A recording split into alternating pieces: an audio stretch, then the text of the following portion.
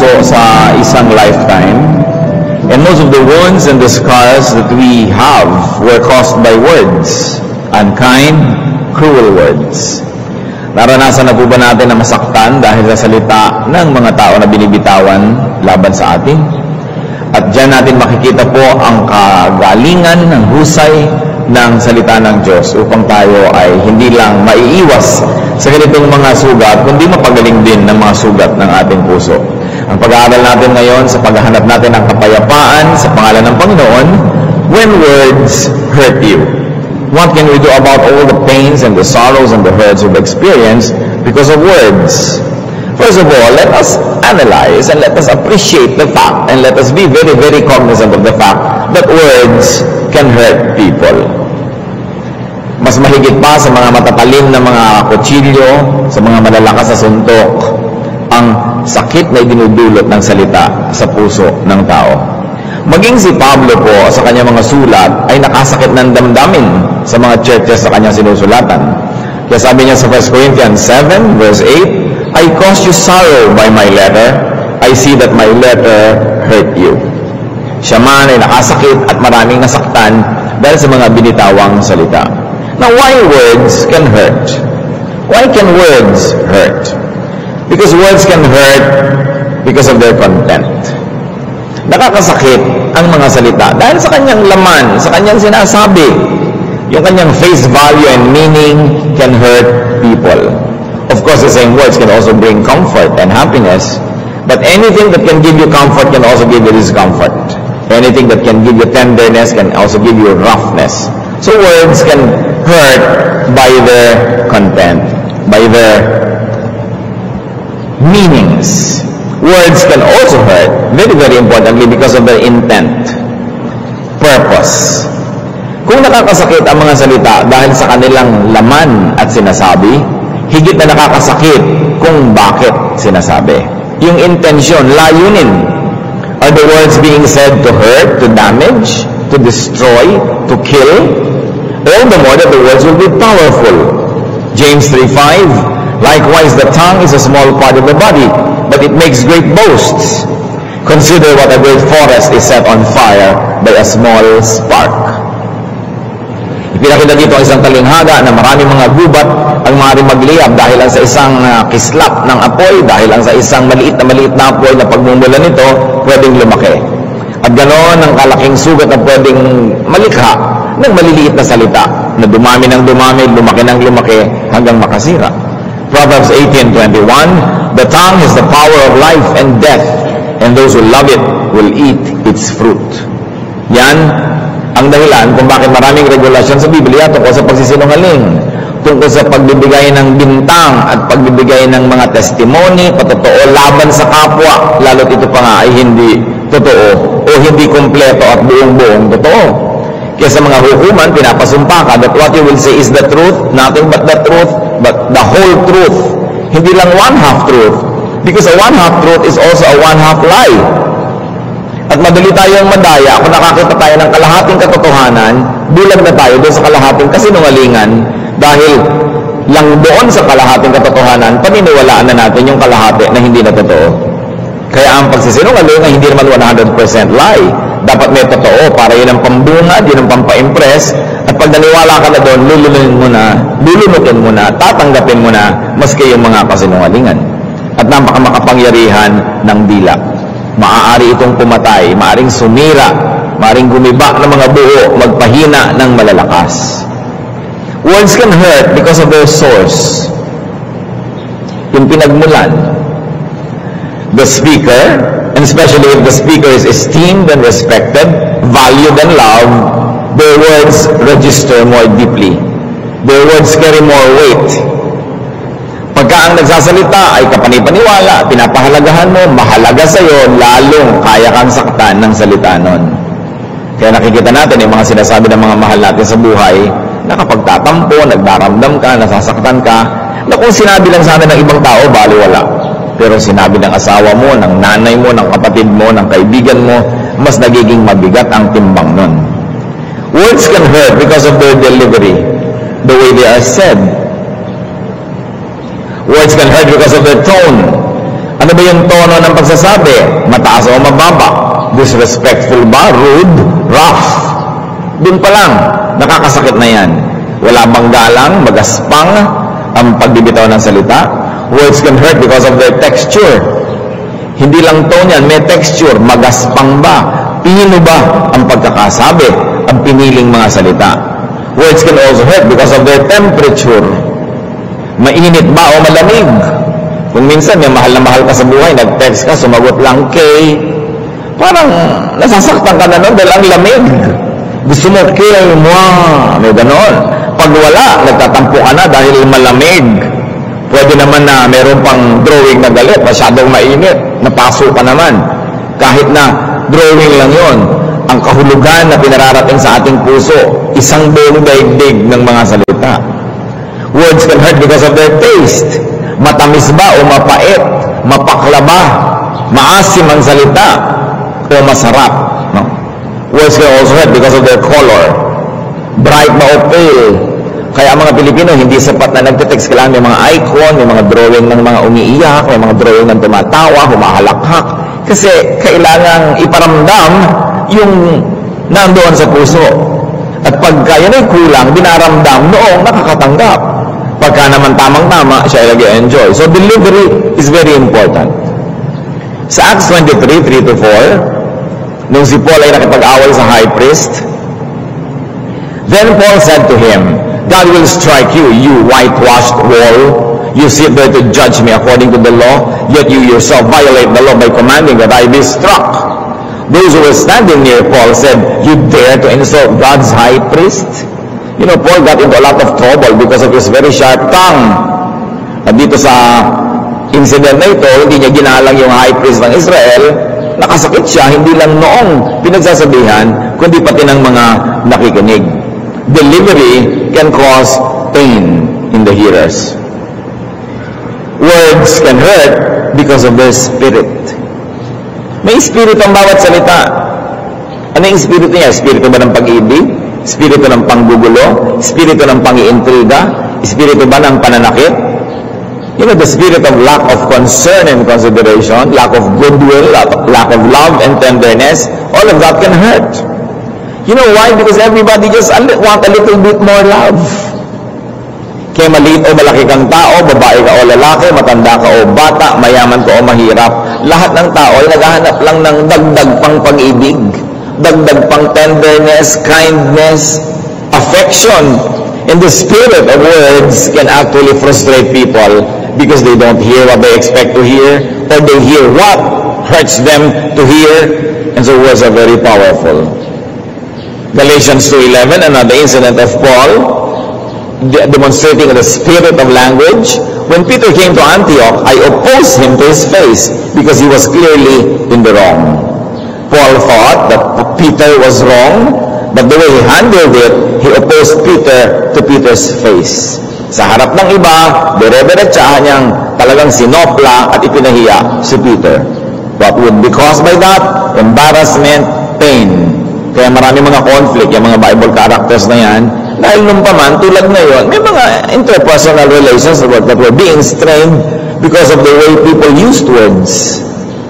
Nagkakagalit sila nun, naghihiwa-hiwalay, nagkakanya-kanyang lakad dahil sa mga binibitiwan at nabidinig ng mga pananalita.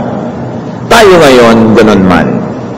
Marami mga mag-asawa nagkakalayo ang loob dahil sa masasakit na salitang nadinig. At matagal nang nalimot ang ibang bagay, matagal nang nabura ang black eye, matagal nang nabura ang peklat, nandun pa rin sa loob ng puso yung mga sugat na iniukit doon ng masasakit na salita. Pinakamahirap at pinakamatagal burahin. Now, how do we ease pain inflicted by words?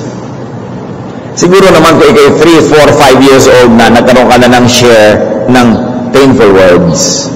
Nakarinig ka na ng mga salita na ba't ang pangit mo, bakit ang taba mo, bakit ang itim mo, bakit ang liit-liit mo, bakit mukha kang ita, bakit ang baba ng grade mo, bakit ganito ka, bakit ka ganyan, sinungaling ka, wala kang kwenta, all of these words, unkind words.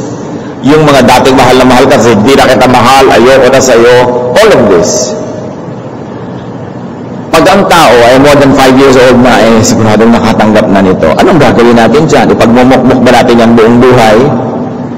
Hahayaan ba natin na lagi na lang tayo nasasaktan tuwing naaalala natin ang nadinig na natin noon at masasaktan tayo tuwing may maririnig pa tayo? How do we live in this real world? How do we ease pain inflicted by words? First of all, consider the content. Bago tayo masaktan, mag-isip-isip muna tayo, ano ba ang kahulugan ng sinasabi niya? Consider the variance in meaning assigned by the speaker from the meaning that you attach to the word. Magkakaiba ang pakahulugan ng tao sa salita. At yung mismong the same word, pwedeng iba ang meaning kay person A at iba kay person B. So pag sinabi ni person A na ganito, ang pakala ni person B, ganun ang pakahulugan, magkaiba pala. Consider that. Because of cultural differences, because of differences in intellect, in education, in background, people assign different meanings to the same word, to the same gesture, to the same act. Kaya hindi tayo dapat agad magdamdam, isipin mo, gusto ba niya talaga akong saktan o kulang lang siya ng bokabularyo? O kulang lang siya ng galing magsalita? O nagmamadali lang siya kaya hindi na siya nakapili ng magandang salita? O masakit pala ang ulo niya noon, nanganganib pala siya, nagsiselos pala siya doon sa asawa niya, kaya wala siya sa mood, kaya nakapagbitaw ng ganong salita sa akin. Consider the content. Consider the merit of the words. Okay, sinabi niya, wala akong kwentang tao, pero reliable ba yun? Yung bang tao na yun na nagsabi, pwedeng pagkatiwalaan, meritorious ba ang kanyang mga pronouncement? You have to look at the character of the speaker. Pag may hindi ka naman kakilala, bigla ka niyang minura, ba't ka magdaramdam? Hindi ka niya kilala. Hindi niya alam ang halaga mo. Nasasabi niya yun because he or she is ignorant. You look at the personal traits and qualifications. Pag may nagsabi sa iyo, bobo ka, saan mo, matalino ba siya? Marunong ba siyang sumukat ng karunungan? Alam ba niya ang pinagsasasabi niya? Huwag tayo agad nasasaktan. We consider the content, the meaning assigned by the speaker, and the merit. Ang Panginoon lang maraming beses hindi naintindihan ng mga tao. Halimbawa, sa John 11 to 14. After he had said this, he went up to tell them, our friend Lazarus had fallen asleep, but I am going to wake him up. His disciples replied, oh Lord, if he sleeps, he will get better. Jesus had been speaking of his death, but his disciples thought he meant natural sleep. So he told them plainly, Lazarus is dead. Ilang beses ginamit ng Panginoon yung salitang sleep for death. Kasi siguro sa kanyang tingin, sleep lang yan kasi gigising din uli yan sa eternity. May pagpapatuloy ang buhay na yan. Death seemed and sounded to be very final and seldom did the Lord use the word. Sasabihin niya, sleep. Sabi niya, natutulog si Lazarus. Ang sabi ng disciples, natutulog po pala, di hayaan. Bubuti ang pakiramdam dahil tulog. Sabi ni Jesus, patay na. Yun ang ibig kong tukuyin. Hindi niyo ko naintindihan. At maraming ganyan kahit sa mag-asawa. Maraming mga salita na iba pala ang tinutukoy. Halimbawa, anong date ba ngayon? Sabi naman, August 17. Tapos nagdamdam na, birthday pala niya yung naibig niya sabihin. Di ba? O kaya anniversary niyo pala, o pinangako mo pala na mamamasyal kayo, magsa-shopping. Ikaw naman, binigay mo lang yung date ng kalendaryo. Tapos nagtataka ka, ba't nagdadabog to? Kasi iba yung sinasabi, iba yung tinutukoy. At lalong-lalo kung mag-asawa, magkapatid, magkaibigan, dapat marunong tayong magbasa ng tunay na ibig sabihin. They encode, you decode. It is important that you really get to the bottom of what the other person is trying to say because it will cause a lot of pain and sorrow for people who are sensitive. Pag kami yung sabi sa iyo sa text na musta, sabi mo naman, okay, tapos na. Kadalasan yung nangungumusta, yun na may problema. Nagbubukas lang siya ng pinto para makumusta mo rin, para maibinto na siya sa iyo. Yung pagkakahabang text siya tungkol sa kanyang problema, dinismiss mo lang, musta, okay, thank you, period. Because you're not reading. Kailangan tinitingnan natin yun. Ano ba talaga ang ibig sabihin ng nagsasalita? There is a syndrome in communication that says, it's not what I said, it's what you thought I said.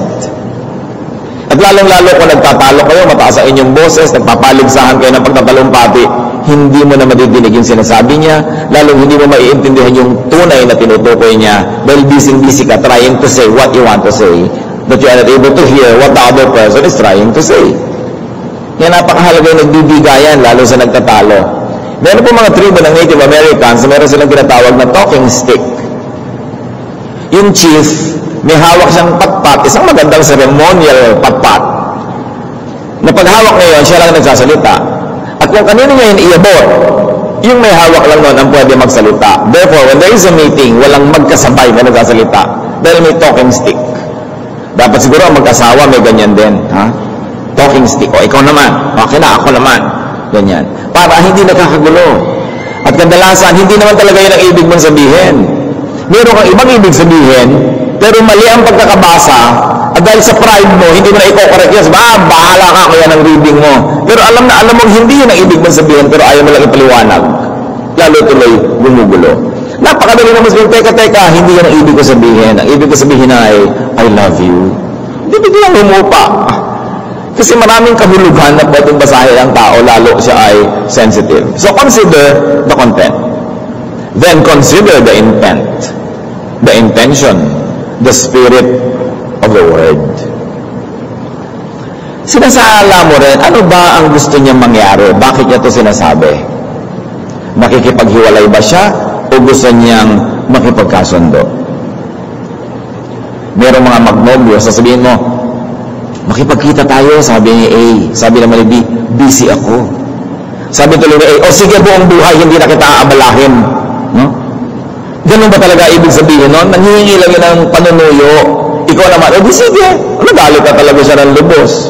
Pero ang gusto pala niya sabihin, sige, abalahin mo ko, okay lang. Pero dahil hindi mo binasa yung gusto niyang kahulugan, meron naman talaga gusto magpasubo. Alam niyo naman niya yung sinasabi niya na, sige, huwag na tayo magkita kahit kailan.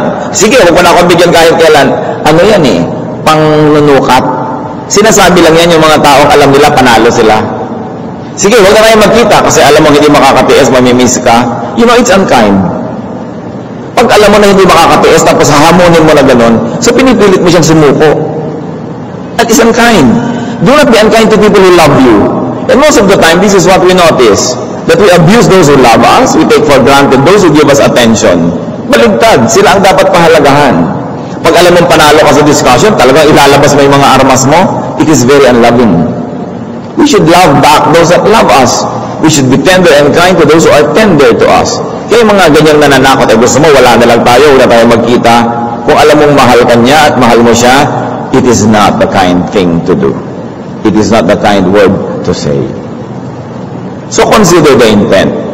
Now, if you know that the speaker is malicious, if it is maliciously meant to hurt, to harm, and to destroy, do not let it succeed.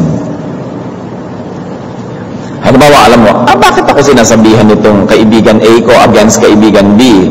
Gusto niya ako magalit kay B? I will not let A succeed. May mga kamag-anak ka, iniintriga sa iyo yung sarili mong asawa. Anong gusto nila? Magkahiwalay kami para yung sweldo ko sa pagiging OFW sa kanila ko ipadala imbes sa asawa ko. I will not let them succeed. Merong mga maninira ng politiko, kasi politiko din siya Ba't ka naman maniniwala? Meron siyang mapapala sa paninira. Tatandaan ninyo, kung may mapapala yung nagsasalita sa paninira, huwag kayong maniwala agad kasi malicious ang intention. Meron siyang gustong ibisto na kasalanan nitong taong ito. At tagal-tagal na niyang alam, ngayon lang niya sinasabi. Bakit hindi niya sinabi noon? Kasi kasama pa niya siya noon. Ngayon nagkahiwalay na sila, gusto niyang sirain, kaya niya ibibisto. Ba't ngayon pa lang? Kaya kaduda-duda din yung intention noon. Meron halimbawa na isang accountant, nalaman niya na may nandadaya, nangungupit sa company, pero 3 years na yon, ngayon lang niya sinabi, siguro magkaibigan sila noon, ngayon magkagalit na sila. So, totoo man niya at hindi, anong intention mo? Bakit mo yan sinasabi? I will not let you succeed. Because you're going to manipulate even the truth for a very evil purpose. Dapat natin sinusuri, ano ang intensyon ng nagsasalita? Gusto ba niyang sumira o gusto ba niyang bumuo? Gusto ba niya nagumantay? Gusto niyang manakit? Bakit yung giyera nilang dalawa, sasali ka? Bakit ka makikinig dun sa nagsasalita ng negative? Giyera nila yun. Ba't ka ngayon makikilahok? kahit pa nga totoo yung sinasabi niya, itatanong mo muna sa sarili mo, ano ang intention niya? Bakit niya ito sinasabi? So, object, kung ikaw yung pinag-uusapan, hearer, kung ikaw yung nakikinig, frustrate the agenda of evil and malicious people, even though they are talking of the truth. Because they're only exploiting the truth for an evil agenda. Kailangan mapanuri tayo, hindi tayo agad sumasali, at hindi tayo agad nagpapa-apekto. Si Lord na nga, lagi siyang target ng ganyang mga intriga. Matthew 12, verses 15 and 18. Then the Pharisees went out and laid plans to trap him in his words. Alam niyo, itatrap yung isang tao sa isang salita lang na binitiwan niya, unkind yun. Kasi kung minsan, nabibitiwan natin ang salita, di natin sinasadya. Kung minsan, just for the lack of a better word, kung minsan, limited ang iyong vocabulary. Kung minsan, napasubo ka lang na sabihin yun dahil gipit na gipit ka. Kung minsan naman, hindi mo napansin na nasabi mo pala, pero para ipako mo ang isang tao sa isang salitang nabitiwan, dapat mo rin isipin, policy ba yun? Nadulas lang ba ang dila? Kung minsan, people are unkind even to preachers. You know, preachers have to say thousands upon thousands upon thousands of words. Tapos kung minsan may isang word na nasabi na na-offend yung isang nakikinig, kasi siguro sa kanya, ayaw niya ng salita na yun. Nagaspangan siya o hindi siya natuwa sa salita. Kung ano-ano yan sasabihin niya, susulatan ka, textan ka, that you are evil, why are you saying this? You are a public servant, etc., etc.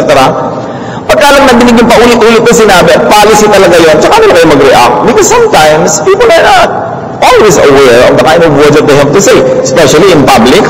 There are people who are very nervous. They say many things they don't mean to say. Or just because they have to keep on talking, because there will be dead air and nothing will happen if they didn't talk. Sometimes, it's not the best words that come out. So even public speakers, even preachers, have to be measured according to their batting average.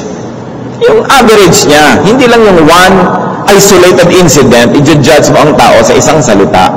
Kundi ilang beses niyang sinabi ito, out of 10,000 words, ilang din yung ganitong salita. One lang, ay baka naman hindi niya talaga policy na sabihin. Hindi naman talaga yun ang gustong sabihin. We should be kinder, especially to people who have to speak a lot. Hindi naman laging available yung best words because the memory is not always working the way it should. And sometimes you hear this, very unkind, very unkind. Titingnan natin yon. Verse 18 in Matthew 22, but Jesus, knowing their evil intent, said, "You hypocrites, why are you trying to trap me?" You know what the hypocrisy was? They were not really looking for the truth. They just wanted to corner Jesus, to nail him with his every word. Naghahanap lang sila ng butas para nila maipahamak si Jesus. The words may not be malicious, but the intention was. And so the Lord said, "You hypocrites, you are not really after the truth. You simply want to destroy me." At hindi siya nagpa-apekto sa ganong mga bagay. We should be kinder to people who are always exposed to public attention and public scrutiny. Because they cannot always have a 100% performance in public. Human frailty, human weaknesses, and human imperfections will always show. And the longer a person stays in the public eye, there's more opportunity for all of these imperfections to reveal themselves. So be kind. Treat people the way you yourself would like to be treated. Hindi katulad nung, di ba, nagkaroon na isang beauty contest at nagkalito-lito yung nagsasalita, pinagtawanan pa ng mga audience. Ikaw nga ang nakabikini dyan at naka-high heels ka at sa katerbang ilaw at camera at kung ano-anong mga stupid questions ang pagtapatanong sa'yo. Kung anong maitasabi mo talaga doon sa nervyos mo, tapos ibubu pa siya ng mga tao. This is so cruel. Ilang nagkalakas loob kung tumayo sa harap ng maraming tao, dapat ka nabigyan ng medalya doon, no?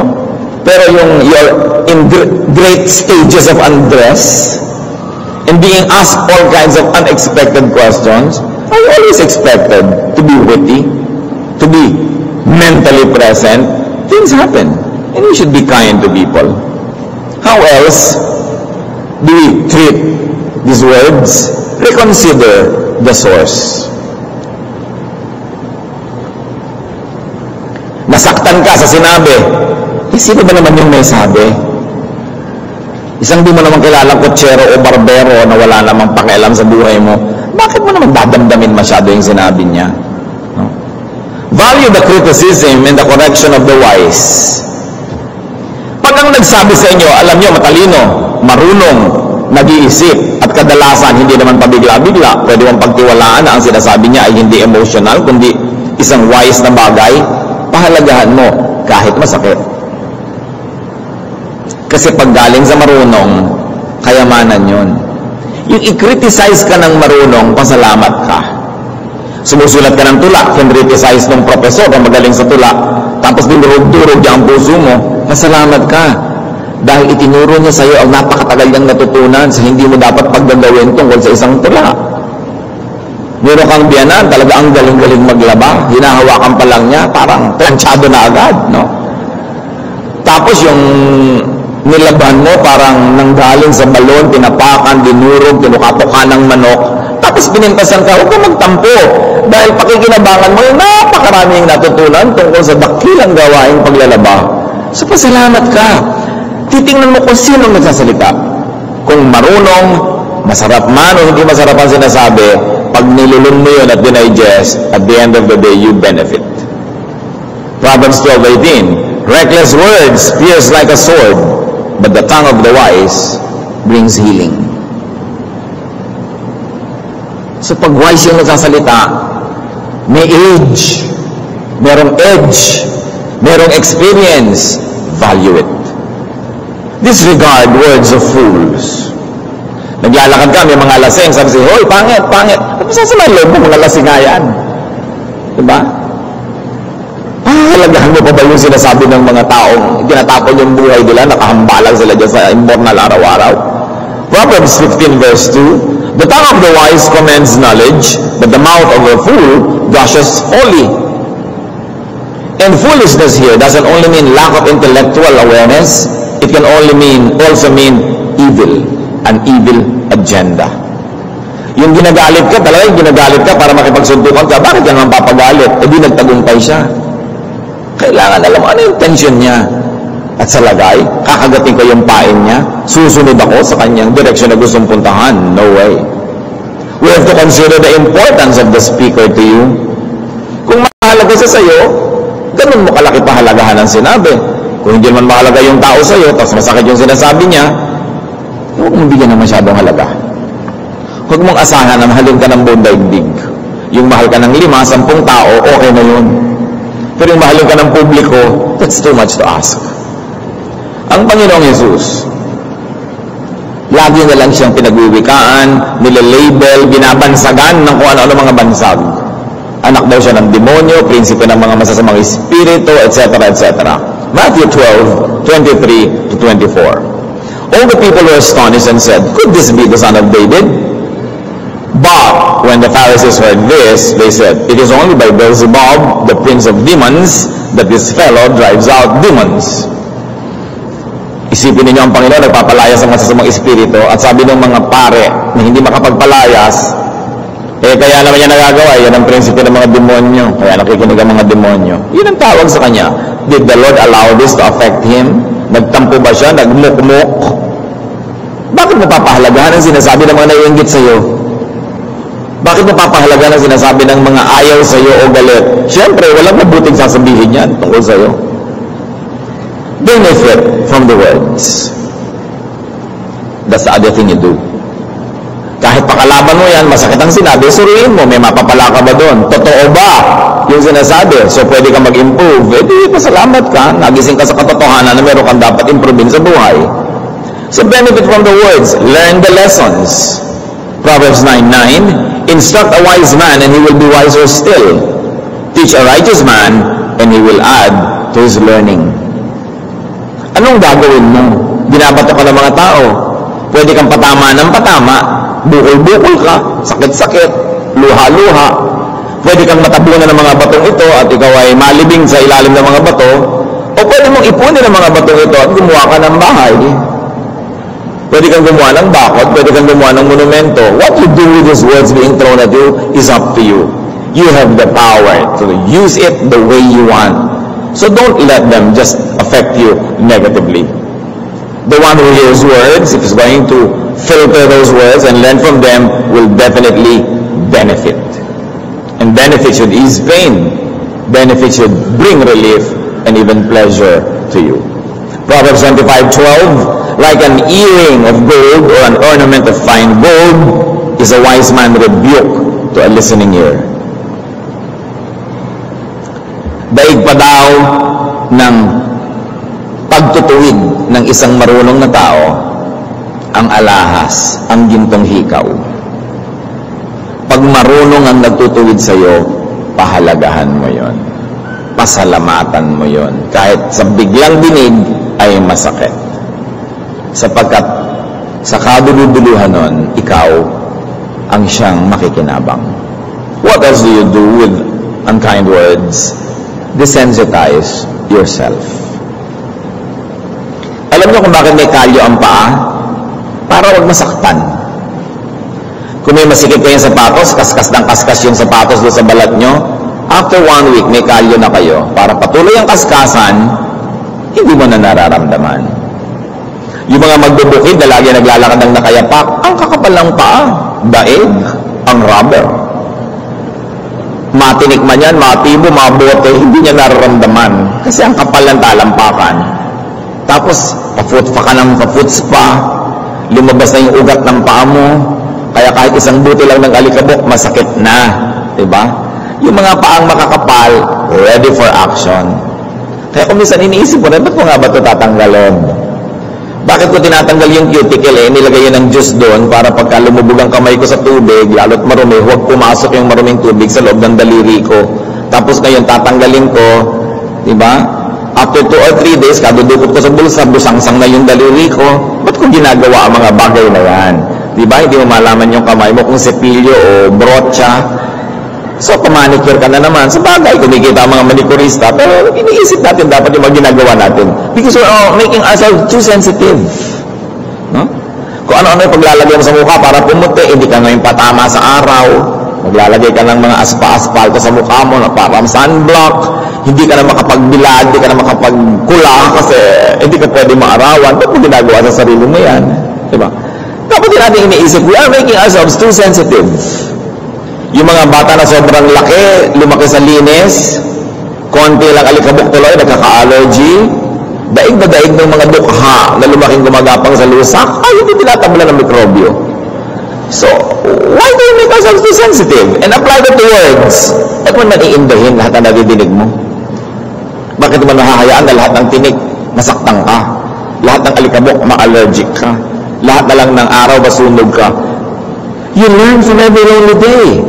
Gagawa ka ng paraan para maka-adjust dyan. Kung nasaktan ka na noon, nasaktan ka kahapon, pag nasaktan ka pa rin bukas, may problema ka na noon. Hindi mo pinag-aaralang i-protect ang sarili mo. So you say, hindi naman marunong yung nagsalita, bahala siya. Hindi naman totoo sinabi niya, bahala siya. May masama naman siyang intensyon, bahala siya. Hindi naman niya kasi ako mahal, ba't ko naman aasahan na magsasalita siya ng maganda? And because of that, you will be protected. Do not be easily affected. Do not be easily within reach of malice. There's a children's rhyme that says, stick and stones can break my bones, but words can never hurt me. Pag sobra kayong laging pinupukol ng mga masasakit na salita, pwede kayong magtago dito sa comfort nitong rhyme na to. O hindi naman totoong bato, hindi naman totoong patpatahinahan pa sa akin, salita lang, hindi ako masasaktan dyan. You have to learn to desensitize yourself. You have to learn to protect yourself. Kaya mga tao na nasa public eye, somehow they learn, they cope. Nasasaktan pa rin paminsan-minsan, pero hindi na tulad ng dati. Isaiah 51:7, hear me, you who know what is right, you people who have my law in your hearts. Do not fear the reproach of men. Up to a point, mahalaga ang sinasabi ng tao tungkol sa atin, pero hindi ganun kahalaga. At definitely hindi kasing halaga ng sinasabi ng Diyos tungkol sa atin. Kung meron tayong dapat na unahin, pansinin, pahalagahan, ano ang sinasabi ng Diyos tungkol sa iyo? Yun ang talagang mahalaga. Ano ang sinasabi ng langit tungkol sa iyo? Huwag mong laging ikabit yung kaligayahan mo, isabay doon sa sasabihin ng kapwa. Chances are, you will be sad. Because people have a very, very evil inclination, especially with the misuse of words. Huwag mo laging iasa, ipatong, isalalay ang ikaliligaya mo sa bibig ng kapwa. What does we do? Strengthen and improve your self-image. Kailangan alam mo kung sino ka, ano ang iyong halaga, para hindi ka lagi na lamang na naitutumba ng hindi ipagpapahalaga sa iyo ng kapwa. Hindi ka lagi na lang na nasasaktan ng mga maling akala nila tungkol sa iyo. Natural, magkakamali sila ng akala kasi hindi sila Diyos, hindi sila propeta, hindi sila malapit sa iyo, hindi naman sila ikaw. So alam nga naman kilala ka nila. So huwag ka magtaka kung hindi ka naintindihan. Yun ang mas natural na asahan mo na hindi ka naintindihan. Lalo't hindi mo naman talaga ipinaliwanag o hindi mo ipinaliwanag ng mabuti. Dapat ang tao may malino na pagkakilala sa sarili. Pag sinabi ng mga tao, wala kang kwenta, yun akala mo, ang kwenta-kwenta ko according to myself. Dapat meron kang ganun pagpapahalaga sa sarili. Ang pag-ibig sa sarili hindi masama. Anong sabi ni Jesus? Love your neighbor as you love yourself. Hindi naman sinabing love your neighbor more than you love yourself. Love your neighbor in the same way that you love yourself. So what is the presumption? That you begin by loving yourself first. And when you love yourself, you will be able to have a good measure of how you might love others. That you love them as you love yourself. Akala ng mga Kristiyano, masamang mahalin yung sarili. No? Masama na unahing mahalin ang sarili. Yung mga sobrang humble, hindi natin pinapahalaga ng sarili natin kahit ano, hindi nyo rin kayang pahalagaan ng kapwa. You've got to have a very strong and a very clear self-image. At ikaw'y mahalaga. Kung sabi man ng iba, huwag ka sa kanila makinig. Sabi ni Jesus, mahalaga ang bawat tao. Matthew 6:30, if that is how God clothes the grass of the field, which is here today and tomorrow is thrown into the fire, will He not much more clothe you, O you little faith? And 10:31, you are worth more than many sparrows. Sabi, kung yung mga ibon, mga maya, mga pipit, binabato-bato lang ng mga tao, binibenta lang ng mura sa mga palengke, kinukulay pang pink, blue, kung ano pinagagagawa sa ibon, no? Sabi, kahit ginaganyan-ganyan lang ng tao, mahalaga yan sa Diyos. Walang lumilipad dyan na biglang bumabagsak sa lupa o namamatay na hindi bilang ng Diyos. Pinapahalagahan ng Diyos yan. At sabi, higit kang pinapahalagahan kaysa mga sparrows lang. Higit kang pinapahalagahan kaysa damo. Yung ang damo lang pero ang ganda-ganda ng kulay ng kanyang bulaklak. Kahit yung bulaklak niya, isang araw lang na nandyan, sa makalaway, luwi na siya, pinapaganda pa rin ng Diyos, kahit isang araw lang na nandyan yung bulaklak. Ikaw pa, hindi ka naman damo, tao ka. Hindi ka naman ibon, tao ka. So dapat pinahalagaan mo yung sarili mo. Iginagalang mo ang sarili mo. At hindi mo pinapayagan na lait-laitin ka, at kung hindi mo man mapigil ang sasabihin ng iyong kapwa, pwede mo naman pigilan ng sarili mo na maniwala at paapekto sa sinasabi ng iyong kapwa. A very strong and clear self-image will insulate you from a lot of unkind words being said by people about you. So measure yourself with your standards. Measure yourself with your own self-image. Romans 12:3, think of yourself with sober judgment, in accordance with the measure of faith God has given you. So sa mga lumalabis, huwag kayo sumobra. Think of yourself with sober judgment. Hindi kayo dapat parang lasing o lango o hangal sa pagsukat sa inyong sarili. Huwag niyong pasobrahan. Pero huwag niyo rin pakulangan. Yung tama lang. Huwag mong itaas ng higit sa tama. Huwag mo rin ibaba ng higit sa tama. Meron kang dapat kalagyan at dapat malinaw sa atin kung sino tayo. And when words are unkind, find comfort in friendly people.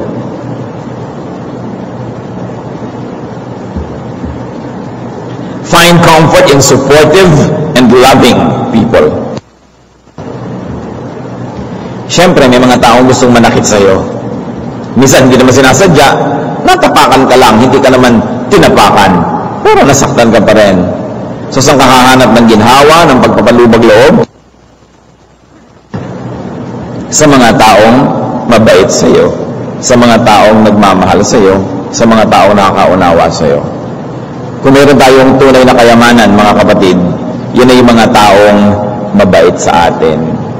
People who are kind and tender and loving, yun ang tunay nating treasure. Kahit anong sama ng loob mo, hindi ka kayang mapasaya ng kwintas o hikaw o korona o pulseras. Tao ang magpapaluwag ng iyong dibdib. Kaya dapat pinapahalagahan natin mga kaibigan. Kung wala, ay makipagkaibigan kayo. At kung meron, pahalagahan nyo. 2 Corinthians 2, 6-8. Matapos na masuong na naman sa gulo si Paul sa dami ng mga dila ng mga matatalin, at may naparusahan na nga, sabi, the punishment inflicted on him by the majority is sufficient for him. Now instead you ought to forgive and comfort him, so that he will not be overwhelmed by excessive sorrow. I urge you therefore to reaffirm your love for him. What is the spirit of the message that we like to focus on at this point? That those who suffer because of verbal abuse of others, those who suffer because of verbal attacks, must be comforted by those who are near them, by those who are close to them. Sabi, reaffirm your love. Sobra-sobra na ang natanggap niyang mga paninisi. Sobra-sobra na ang natanggap niyang masasakit na salita. Tama na yan. At bigyan niyo ng ginhawa. Mahalin ninyo. Nasaktan na. Natuto na. Tama na. Thessalonians 4:18, therefore comfort one another with these words. Or if you might say, comfort one another with words. Malaking ginhawa ang naibibigay ng kind and uplifting words. And if you're a victim of unkind words, find comfort in God. Buti na lang meron pa tayong Supreme Court. May kataas-taasang hukuman pa where we can find justice if we are wronged, and where we can find mercy if we were the ones who did wrong. Diyos pa rin yun. Diyos ang pwede natin hinga ng katarungan kung tayo'y nagawa ng masama, at Diyos ang pwede nating hinga ng habag kung tayo yung nakagawa ng masama. Psalm 121 verses 1-2. I lift up my eyes to the hills. Where does my help come from? My help comes from the Lord, the maker of heaven and earth. Ano man ang sabihin ng mga tao laban sa inyo, makakataya kayo na ang Diyos hindi nagsasalita laban sa inyo. God even justifies. God does not condemn. Hanggang ngayon ang Panginoon ay tagapagligtas pa. Hindi siya hukom. Kung hindi man tayo naiintindihan ng mundo, siguradong naiintindihan tayo ng Diyos. Hindi man tayo mahal ng mundo, mahal tayo ng Diyos. Siyempre, gusto natin, mahal na tayo ng Diyos, mahal pa tayo ng mundo. Pero anong gagawin mo kung hindi ka mahal ng mundo? Di isipin mo mahal ka ng Diyos. At habang hindi ka pa minamahal ng mundo, doon ka manghawak. Kasi sapat naman ng Diyos. At mabuting kaibigan ng Diyos. Masarap sana kung kaibigan din natin ng sanlibutan, ang mundo, ang lahat-lahat. Pero hindi naman lagi ganun na nangyayari. Bring your case to God. Psalm 23 verse 4, even though I walk through the valley of the shadow of death, I will fear no evil, for you are with me. Your rod and your staff, they comfort me. God brings comfort. Godly people must bring comfort. The people of God must be refuges. Must be refuge. You must be a refuge of people. Yung paggipit na sila, alam nilang pwede silang pumunta sa iyo, hindi mo huhusgahan, kukupkupin mo, aalagaan, pagagalingin, at kung kailangan turuan later, kung gumaling na, tsaka siya turuan. Pero mahalaga na ang mga tao alam nila, pwede silang tumakbo sa inyo. At mahalaga rin, meron tayong natatakbuhan na uunawaan tayo dahil nakikipag-unawaan tayo sa kanila. Diyan dumarating yung halaga ng friendships. When all the world crumbles around you, and you have friends that pray for you, that support you, that understand you and love you, in spite of probably a very ugly truth about you, but they still love you, that is a piece of heaven. That's the most important real estate that you can have in this side of eternity. Kaya mahalaga yung tayo nakikipag-unawaan, nakikipagkaibigan. 2 Corinthians 1, 3-4. Praise be to the God and Father of our Lord Jesus Christ, the Father of compassion and the God of all comfort, who comforts us in all our troubles, so that we can comfort those in any trouble with the comfort we ourselves have received from God. Ang gusto lang naman sabihin dito, kung ano yung ginhawa na natatanggap natin mula sa Diyos, ipadama din natin sa ating kapwa kung ito ang kanilang kailangan. So tayo na binibigyan ng Panginoon ng ginhawa, dapat nakapagbibigay din ng ginhawa sa ating kapwa. We are surrounded by wounded people. Their hearts are wounded by words. What can you give? Give comfort. Love instead of preach. Just correct time to preach. In fact, don't preach at all. Just exemplify, inspire, answer questions, but you don't have to preach. People usually don't like to be preached at. But when you're loving your action and you give good examples, that's better than preaching. At kung ikaw ay mali ang pagtrato ng mga tao sa iyo, inaapi ka, kinakawawa ka, isumbong mo sa Diyos. Salamat may Diyos na nakababatid ng totoo, nang alam niya ang lahat ng nangyayari at pwede tayong lumapit sa Kanya. Kaya yung mga tao na lagi nalang target ng mga gossip, target ng mga masasamang salita, merong psalm na yan ang tema. Psalm 5, 8-10.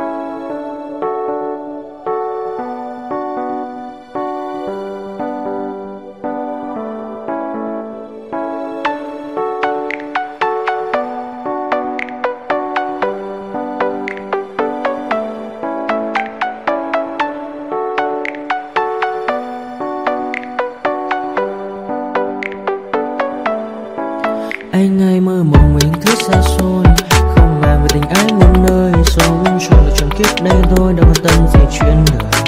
Thế mà lại nằm tương tư, ông tầm bà muốn xa tơ, đêm nằm trọn nhớ mơ mơ về ai. Thì ra anh yêu rồi, từ ánh mắt nụ cười, từ đôi môi gọi mưa sao xuống lòng anh. Thì ra mê em rồi, ngày hay đêm mong lời, chỉ nghĩ đến em thôi, đó là do anh đã yêu rồi, anh đã yêu rồi, anh đã yêu rồi. Anh đã yêu rồi, anh đã yêu rồi, anh đã yêu em mất rồi.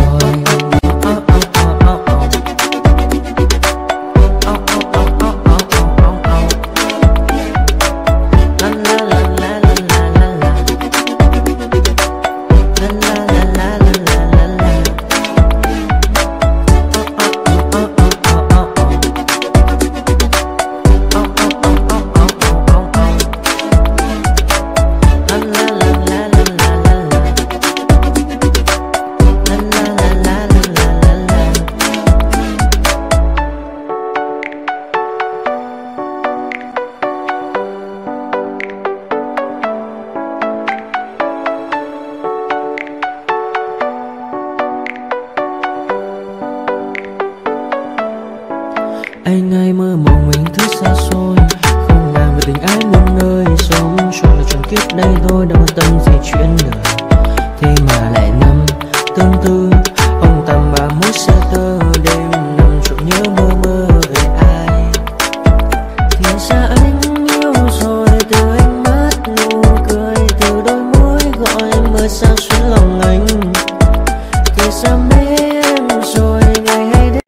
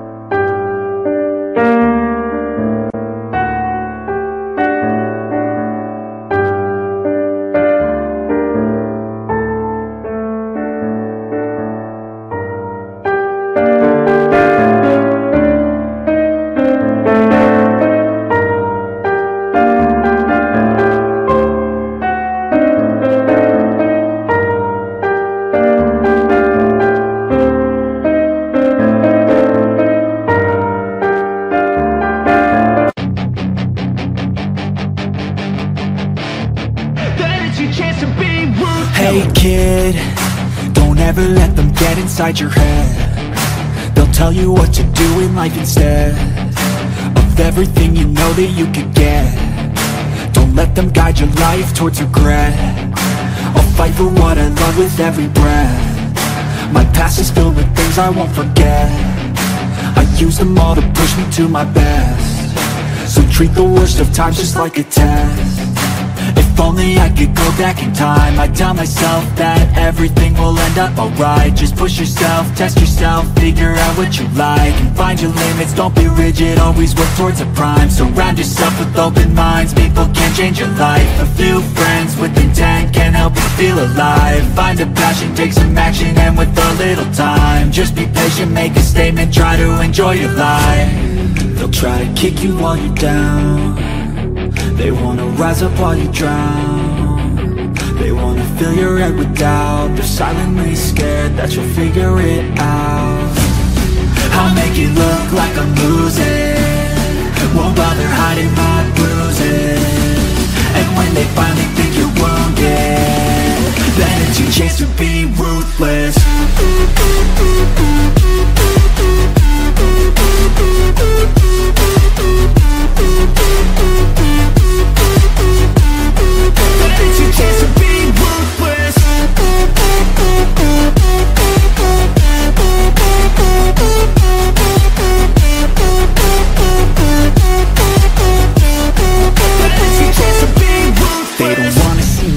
They don't wanna see me care. Anytime I make some progress, I can see that they compare. I think everyone's against me, maybe something in the air. Am I paranoid? I swear a void is forming and they're scared I walk a